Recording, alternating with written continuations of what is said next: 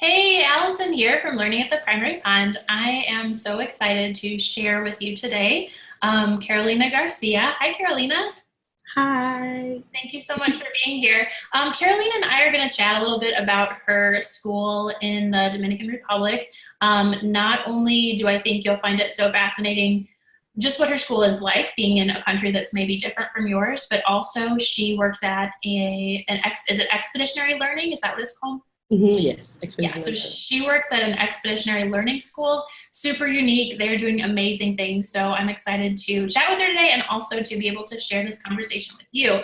One of my dreams, actually, I don't know if it'll ever happen, is to like travel the world and go to different schools and just see what education is like all over the world. So selfishly, I'm excited, but to all of you who are watching, I'm excited to share this with you as well.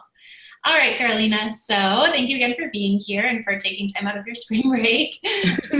Why don't you tell us just a little bit about yourself and a little bit about your school too? So I'm Carolina Garcia. I'm Dominican, and I grew up in the capital of the country. And I worked in private bilingual, like private American rich kids schools for a while. But then I realized that like my country's educational system is one of the poorest in the world. And I feel like I wanted to help improve that or work towards bettering it. And I decided to find a job in another place that's not a private school, around the island. And I ended up at Doulos Discovery School, which is an expeditionary learning school, like Allison mentioned. And it's unique in a lot of ways, not just because of the EL part, but also because it serves kids from the community that would not have access to such a high quality education otherwise. And they have like a very cool mixture of people who pay for school, like wealthy people who can afford it, and like missionary kids or like American kids, or I have a Taiwanese in my classroom who just ended up in the island somehow. But they also have low income families that get to go to school through their sponsorship program. And there's like this cool mixture of classes inside of each classroom that happens. And like, I feel like that model helps create equality, our motto is like leaders come from all socioeconomic backgrounds. And it's true, like you can truly see that once you take that like mask of I'm rich or I'm poor out of the picture, you get to see who like people are, and you get to see like help them develop and help them grow in who they are. And I don't know, I it's a great school. That's awesome. Well, I like the kind of diversity that creates because, here in the US, I mean, we have diversity in our schools to some degree, but I feel like so many schools, because they're typically like just local, you just get the neighborhoods that are around that school. And so we don't often have that kind of diversity. So that's awesome. That's kind of uncommon in the Dominican also, that like diversity in a school? Yeah. Oh, yeah. Yeah. Because people who can will not send their kids to a public school Mm-hmm. because of various different factors. Education is not really good at them. Mm-hmm. And then if you can't afford it, then you will not send your child to a school that's not teaching them, right? So most kids go to private school if they can afford it. Yeah, which creates this kind of like segregation. Yeah. Yeah. Okay, well, why don't you tell us a little bit more about expeditionary learning, like what that entails, how that impacts your daily schedule, and maybe a couple of your cooler expeditions that you've done with your kids? Yeah, so I've only done this is my second year doing it. And before I started, I thought it was just like project-based learning on like on steroids. And I just thought, okay, we'll do a lot of projects. But it's not about that. It's actually, EL is, yes, projects, but it's more of a combination of projects and things you do throughout a period of time that will create change in the community. Community meaning the school, the classroom, or the country, or the province, or like the town. So every expedition has that as a goal, to create change or promote change, or like it has a serving aspect. That's one of the most important aspects of it. And yeah, daily life is impacted by it, but it's like we do everything you would do in a school. Like we would have, like I have short, like small groups. I have like math groups. I would have literacy stations, the way I call them. Like I have the daily 5, whatever. And I do have like morning meeting, and I do have science block, and I do have centers for free play time and all that. But everything that I do has to do with the theme we're doing. It's kind of like theme based, like unit based, but it's also very social and emotional. Like it is creating change. It is promoting change with your class. And it's like, for example, the first expedition I do in the year, it's about creating our school culture. So it's titled like the ABCs of kindergarten. And I get these kids who have been in school for like 2 years, and they've been in school for half day, because pre-K and pre-K4, it's only half day. And then they get to this classroom where they get to like speak more English when they were not speaking as much English. They get to participate in special classes like music and PE and technology and art. So they get to see 7 different faces throughout the week. So it's hard on them, you know, like it's not just my teacher and my assistant. It's like all these people that I need to obey to. And they get to eat lunch in school and stay in school till 2:50.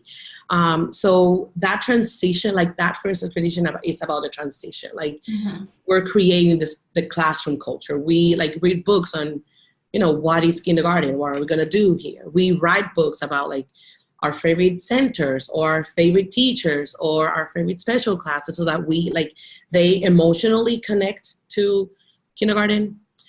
We also do like, you know, we learn nursery rhymes in English to kind of get them used to only speaking English, or, you know, only seeing school as English. We also, so like we create our classroom culture, and that's like the final product of it. We end up being kindergarteners, and we end up being like, you know, what we want to be for the rest of the year, or at least with a clear view of what it's gonna end up being like, you know, because it's the first month of school. But yeah, and then I'm currently doing one on habitats and like, you know, so like the science standards, understanding relationships in the world and all that. And what we're doing is that we are, so in our country, there's not really a lot of knowledge in recycling and like a proper disposal, like a proper manage of disposals and garbage. So what we're doing is that we're recycling paper, and we are reusing things for craft, kind of like to teach reusing, recycling, the difference between those. And then we're going to sell those, and we're going to donate them to one of the small like programs that's trying to create like a culture of recycling in the island. And we're going to like donate it, and we're going to collect, we're also going to collect like trash and learn how to separate them, like sort them, so that we can give it to them. And like our kids are going to learn how to sort garbage, but then we're also going to support that program that's like growing in the island. And it's like, that's the service part of it. You see, like there's always a project and final product, but there's also a service, and like trying to take our education outside of the classroom. Kind of thing. I love that. That's so many like amazing things about it. Like I love the fact that when your kindergartners come to you, you're not your program like in the unit of study or whatever. I just call it that. I used to teach in an IB program, International Baccalaureate, and it was like a little bit similar, but we called them units of study. So like your first unit of study or whatever you call it is still like really kindergarten friendly, and it like you said, connects emotionally with the kids, but it's for that bigger purpose of like, let's build our culture at school.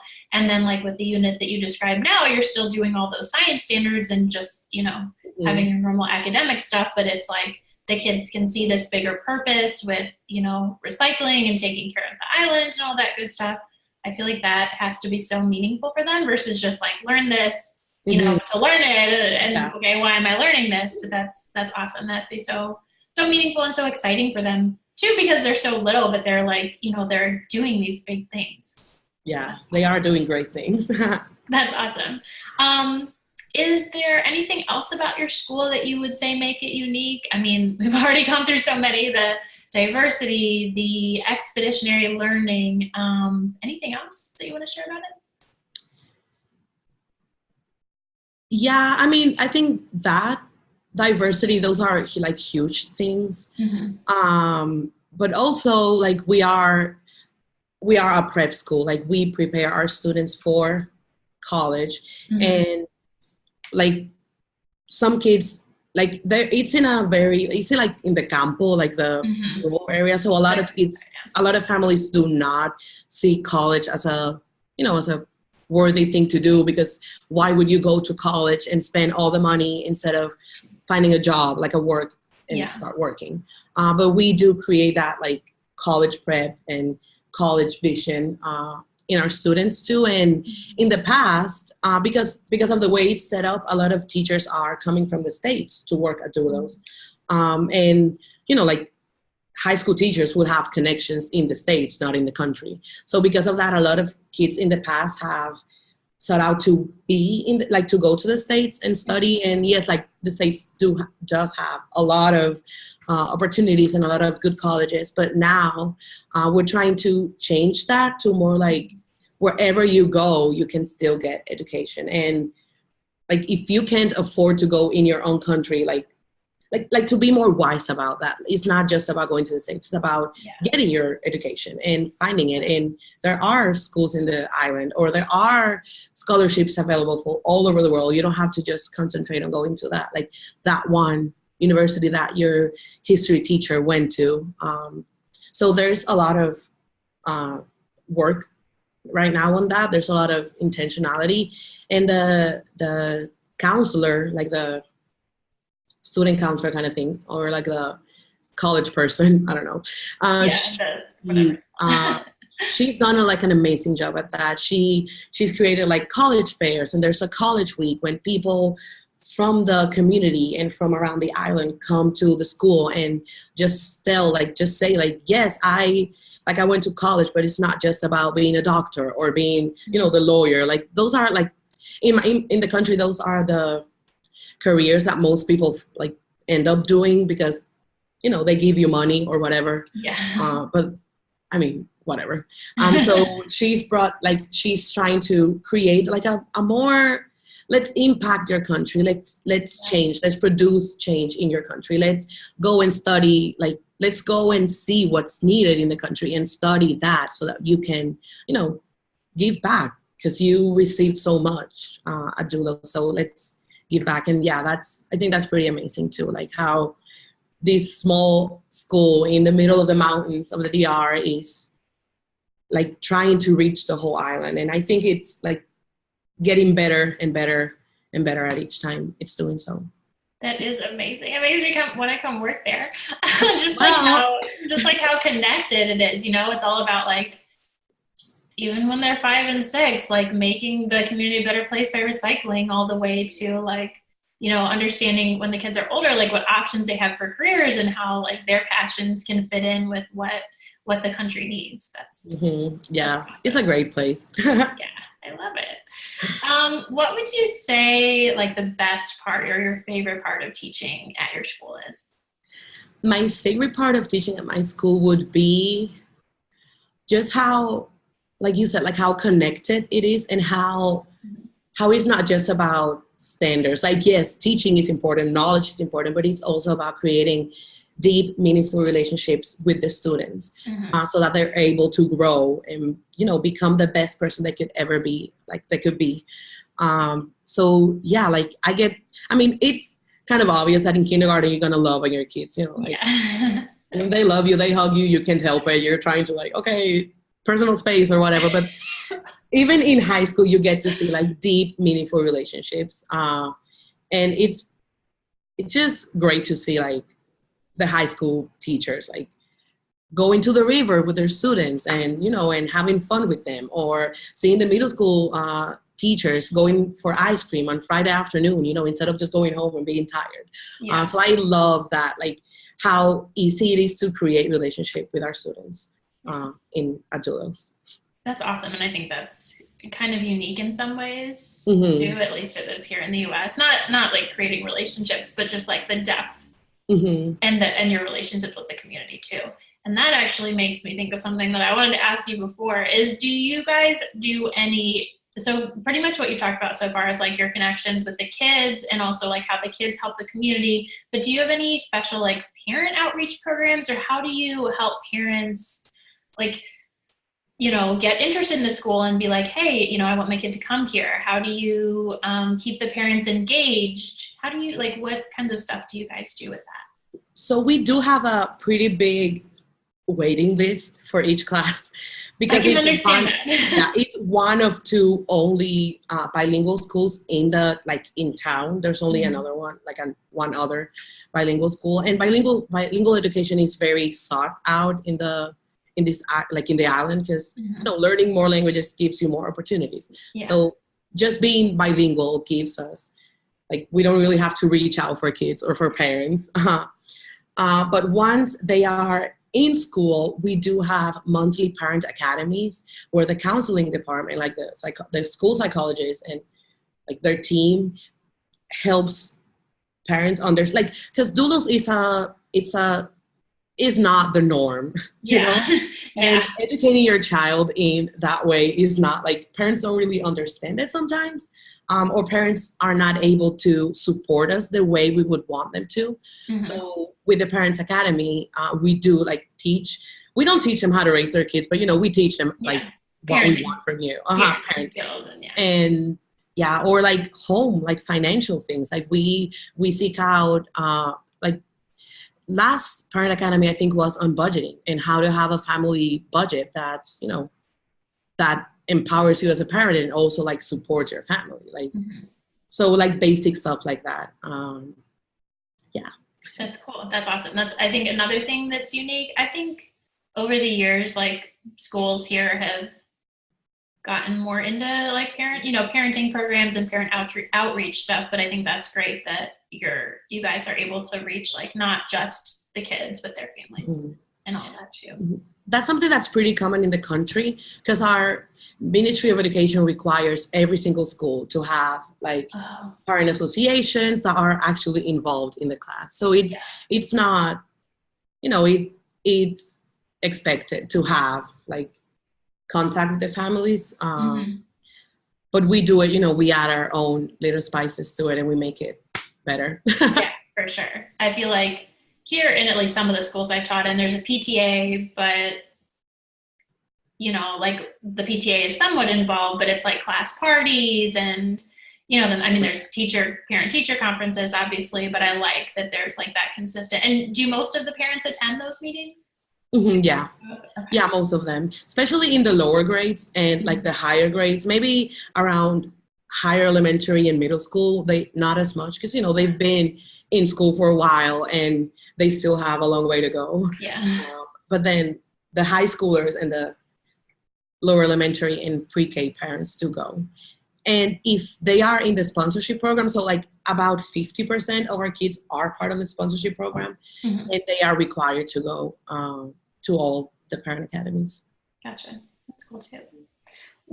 So your school sounds amazing, but I mean, as I think we were talking about before I started hitting record, teaching kindergarten is challenging, and just teaching in general is intense. So what would you say is the most challenging thing about either teaching or in general or teaching at your school?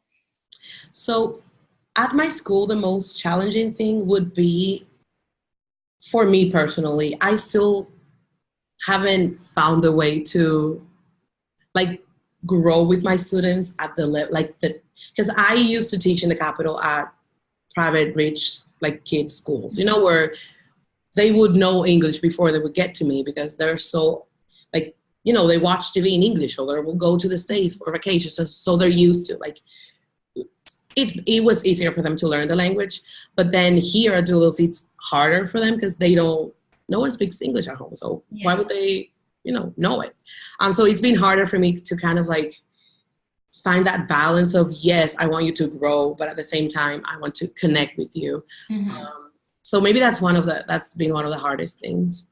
And also EL is very demanding, because it's not just, like I said, it's not just projects. It's not just, you know, final products. It's about connecting like all of it, all of life with. Like all the subjects too, right? Yeah, all of the subjects, yes.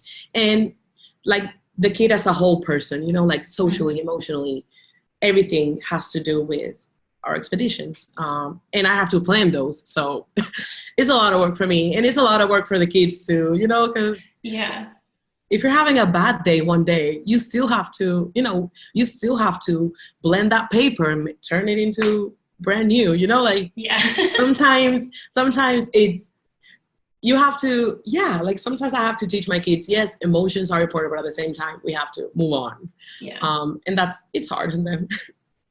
Do you guys have a longer school day to fit all that in, or how long is your day? So in the country, the public system has like extended school day. So the public system would go from 8 to 4. But private schools usually have it from, like regular private schools usually have it from 8 to, I don't know, maybe like 2:50 or 3. And we do it from 7:45 to 2:50 in kindergarten. And then elementary and high school and all of that is from 7:45 to 3. So it's not really extended compared to the rest of the public schools around us, but it is extended compared to the private schools, if that makes sense. No, that makes sense. 8 to 4 for here anyway is a long day. I actually taught kindergarten, and we at a charter school, the one that I was telling you about earlier, and we were 8 to 4, and it was a long day for them. So that's good that yours isn't quite that long.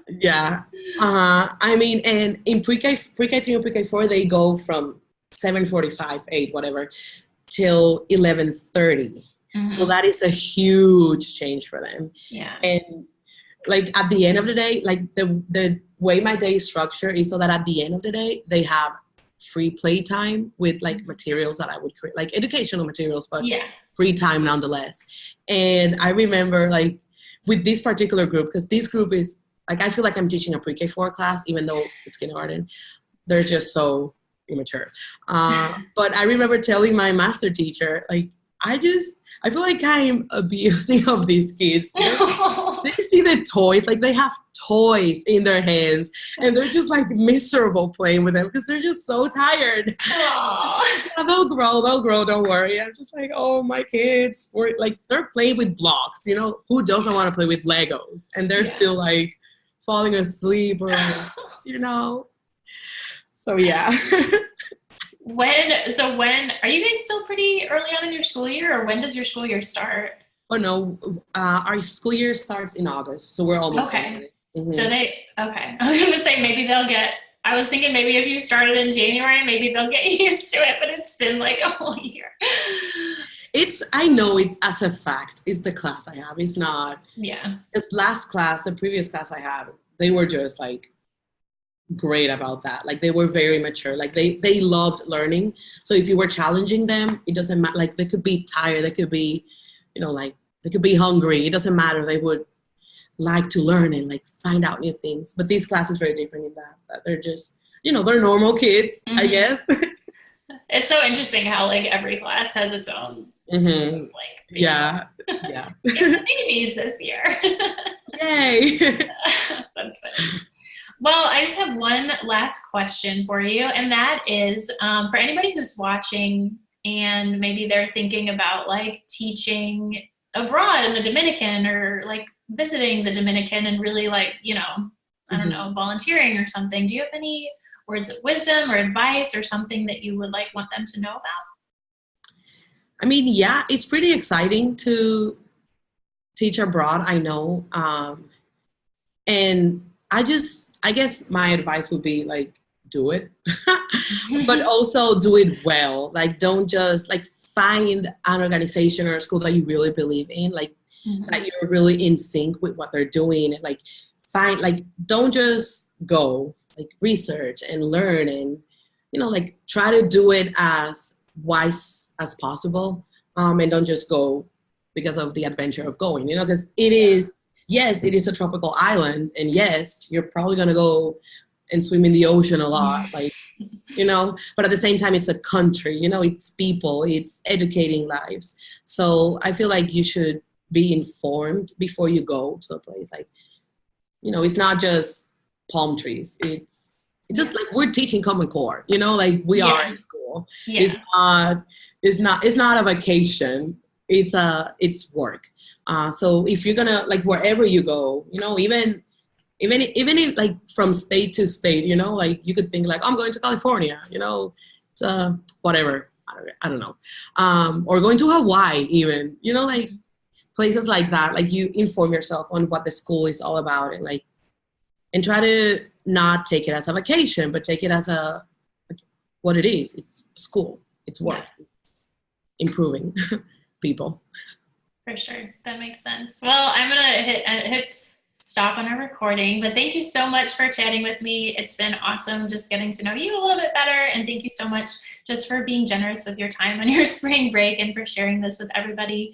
I appreciate you. I know everybody watching will appreciate that a lot too. So I hope that you have a wonderful rest of your spring break. Thank you so much. Thanks.